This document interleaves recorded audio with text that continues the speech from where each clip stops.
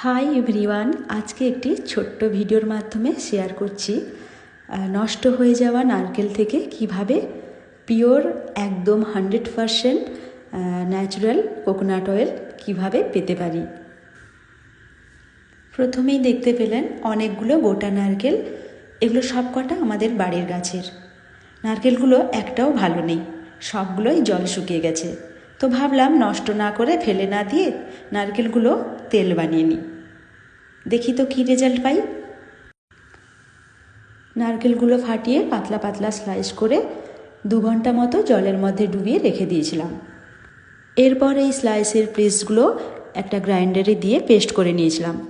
Paste হয়ে যাওয়া নারকেলগুলো একটা সাদা কাপড়ে রেখে নারকেল থেকে ভালো করে নারকেলের দুধগুলো ছেঁকে নিয়েছিলাম।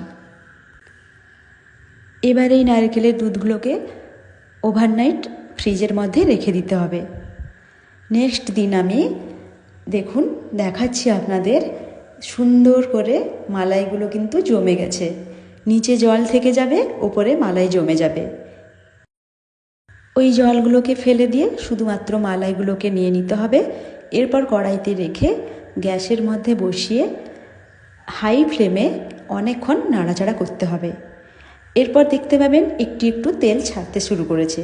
ঠিক ওই পর্যায়ে আমাদের একদম গ্যাসটা স্লো করে দিতে হবে। এরপর কন্টিনিউ নেড়ে যেতে হবে। দেখুন আমার এখানে কতটা পরিমাণে তেল বেরিয়েছে।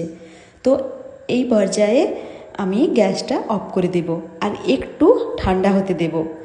হালকা গরম থাকতে থাকতে একটা পরিষ্কার কাপড়ে ওটা রেখে আমি তেলটাকে ভালো করে ছেঁকে নেব। আর এটা হলো আমার ফাইনাল রেজাল্ট, একদম বাড়িতে তৈরি 100% ন্যাচারাল কোকোনাট অয়েল। আর আমি এই পরিমাণ তেলটা একদিনে বের করিনি, আমার টাইম লেগেছে 2 দিন। আমি যে পরিমাণ নারকেল নিয়েছিলাম ওটাকে 2 বারে বানিয়েছি। একদিনে পসিবল ছিল না, তাই 2 বার করে আমাকে বানাতে হয়েছে। তো কেমন লাগলো অবশ্যই জানাবেন।